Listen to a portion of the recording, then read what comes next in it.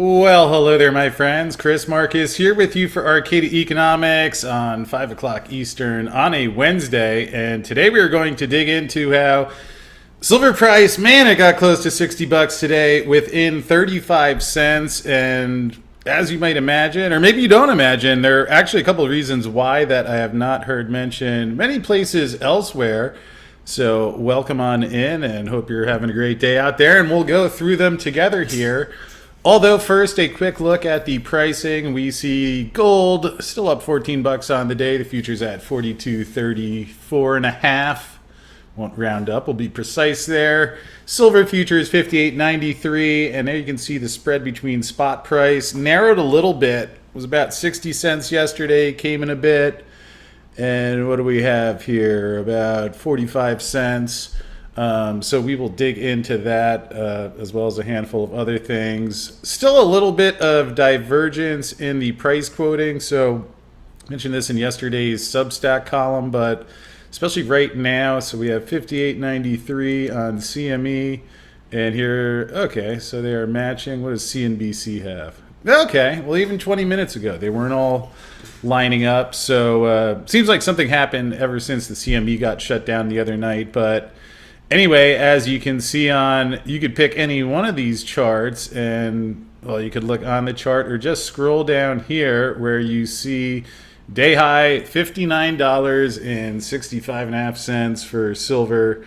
So incredibly close to the $60 level. Did not get there today. Although, as you can see on the daily chart here, quite a choppy day. You know, you had this. It always looks bad when you see that. Kind of grinds higher and then just falls off the cliff. Won't go into today whether that was a spoof or some market participant that had a large... Well, I don't know if anyone would... I know there's people who get riled up and say, oh, why are you talking about manipulation? Although, I don't know, ever since I've been studying this, I still have yet to find an explanation for if you're selling something, why you would do it like that. I would have been thrown out of Susquehanna, the old option shop I worked for, the same day, I imagine, if I had ever executed an order like that. And in the case here, you see it there again. Make of that what you will. In either case, the price is at 58.93, which still good news. Although, let us dig into some other good news, especially... Well, I might add, if you're short silver, this might not come as good news. I don't know how many people we have in our audience who are doing that right now, but if you have a massive short position, it won't seem quite as ideal yet. Anyway, got the Silver Institute numbers. The mid-year report came out, I guess that was 2 weeks ago now. So as you see here, we go to market balance, and here we see these big deficits the last couple of years. And then the number drops down to 95 this year, largely because even though the solar installations continue to grow, there has been quite a bit of thrifting. I put an article out about that a couple of weeks ago. Maybe it was last week, 2 weeks ago, which showed some of the science nerds even talking about the numbers. It's been significant.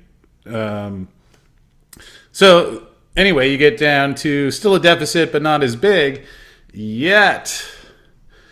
To remove a little more space dust. And if you look down here, you see market balance less ETPs, and there's something 295. What is that?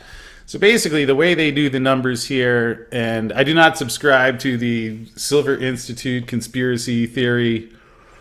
We'll leave that one at that. Not saying the numbers are perfect. Nobody knows where every single ounce of silver goes, but I have met both Michael DiRienzo and Philip Newman, now both not only on the computer, but in person rather.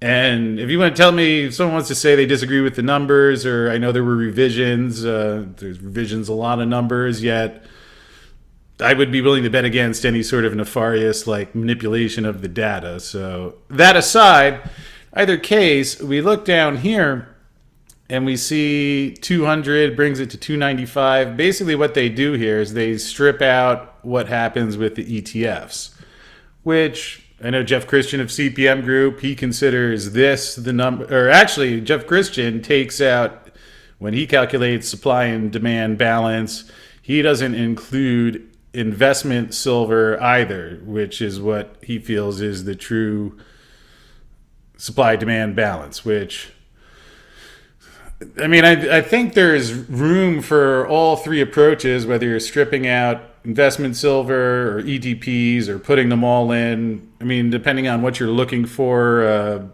there's credence to all three of them. Yet, here's the thing. If you do include the ETFs, then all of a sudden, rather than the deficit getting smaller, you have the largest deficit in history on track this year if you include the ETFs. Now, why did they break out the ETFs? Because obviously that's different than industrial demand, and we've seen there are times where metal floods into the ETFs, and then until recently, for the couple of years prior to this rally, the metal was flying out of there.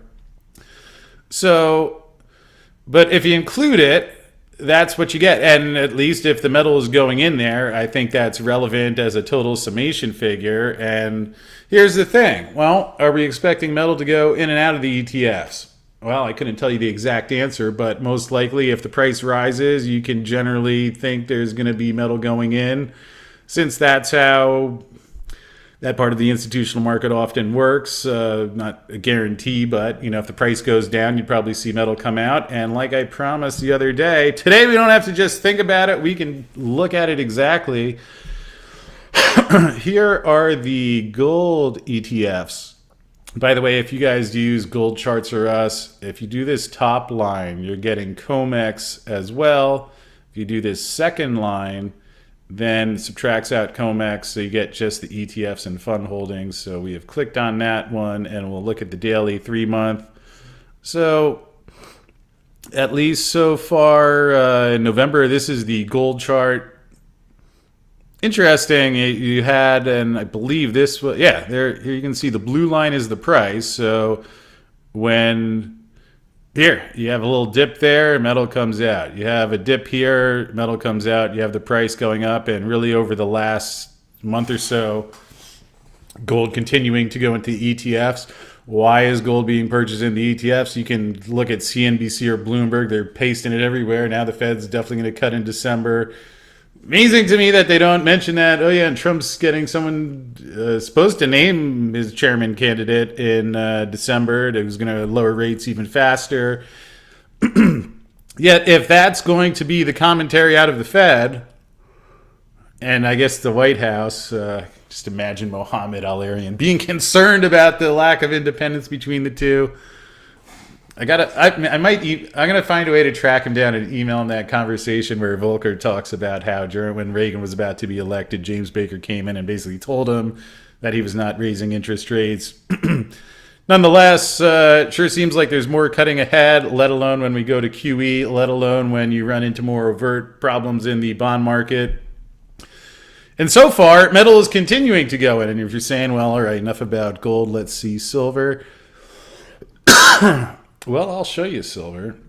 We will click there. And here you can see a little bit different. But if we look at the 3-month, again, when the price was coming down here, you saw metal coming out. But as the price has been going up, I wouldn't say like a flood of metal going into the ETFs, but at least if you look, and this is, I think this is, okay, yeah, let's take a look at the date of this report was November 13th. And we look over here, let's get more precise. It's okay, so since November 13th, metal has continued to go in. Which, bit of a problem if the price continues to rise, and certainly we've seen that happen over these past couple of weeks, certainly the last week in particular. So could that change? Could the price go down and metal starts coming out? Yes, although when you look at why metal's going in there and how this generally operates and the fact of what's happening with the Fed, I would say an above 50-50 probability there. So that would be a problem. But here is another, we'll call this potential problem for the folks who are short silver. Had another Bloomberg article today, why silver price has been surging even more than gold. And here you go.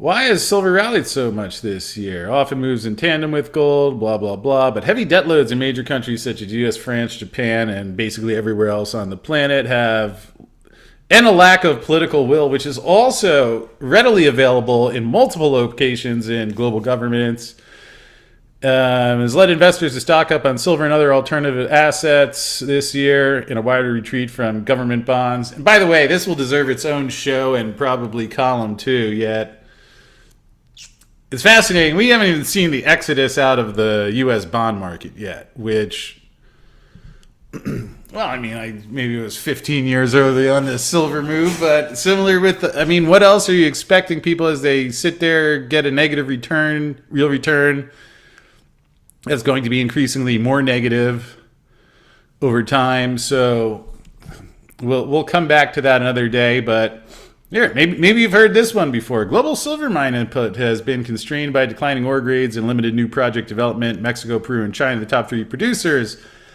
have all faced setbacks from regulatory hurdles to environmental restrictions.